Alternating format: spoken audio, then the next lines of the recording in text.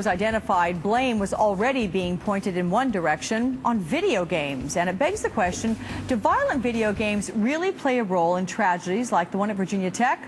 Well, let's ask Jack Thompson. He represented the families of the girls who were slain at the Paducah school back in December 1997. Good morning to you, Jack. Good morning. What do you think? Do you think video games contributed to the violence like what we saw happen at Virginia Tech? I have no doubt. Until Monday, the worst school shooting in world history was in Erfurt, Germany, by Robert Steinhauser, who killed 16 and then himself. The law enforcement people in Germany found that he trained himself on the amazingly popular, very violent Counter-Strike.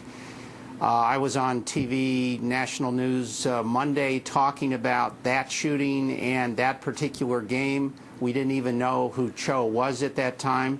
It then developed about 30 hours later that his high school acquaintances said that Cho was massively immersed in the game of all things Counter-Strike and a fan of violent video games generally. The law enforcement has found over and over and over again, Paducah, Columbine, Santee, I could give you these names ad infinitum, that the perpetrators have been, in fact, rehearsed for these incidents on these games.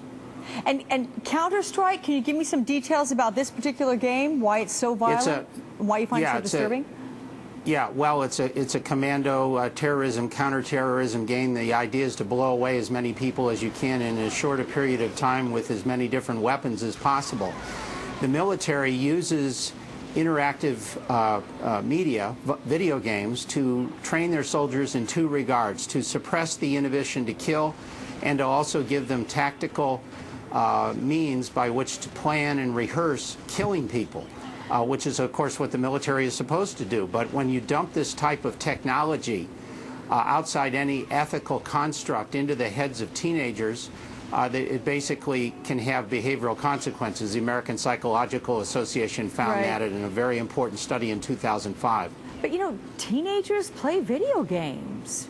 Oh, sure they do. Not everyone who smokes gets lung cancer, though, and no one would deny the link between the two. The point is there's a continuum of risk as to certain individuals, and we know that Cho was at the far end of that risk continuum. We also know that not all kids act out in a Columbine, or now, unfortunately, the word VTech fashion, but what you have is these incidents on the margin with kids there who are at risk, and Cho got started at this when he was a teen, training on a game, and now we know that the long-term effects of these particularly violent games are in fact long-term and can crop out in a situation like this. I do want to get your response to a statement. This is from Jason Della Rocca. He is the executive director of the International Game Developers Association. Here's his quote. It's so sad, these massacre chasers, they're worse than ambulance chasers. They're waiting for these things to happen so they can jump on their soapbox. What's your response to that?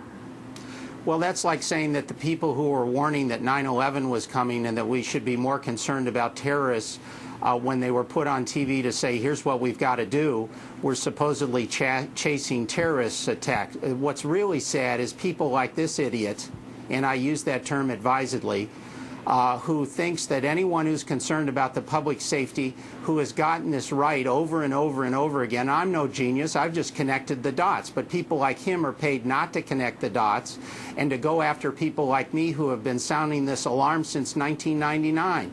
I was on your affiliated major network, NBC, a week before Columbine, warning and saying to Matt Lauer, because of what happened in Paducah, that we're going to have more school shootings by kids who train on the game Doom, who are immersed in the movie Doom, and darned if it didn't happen 1 week later. Klebold and Harris trained on the game Doom, said they did. They made a version of the Basketball Diaries. They were so enamored of it. So this jackass who would say to you and to the American people that I'm chasing an ambulance. I've sat in rooms with people whose loved ones are now in the ground. I'm trying to save lives, and I'm not going to be embarrassed about it. All right. Clearly on a campaign. We appreciate your sharing, Attorney Jack Thompson. Thanks so much. Thank you.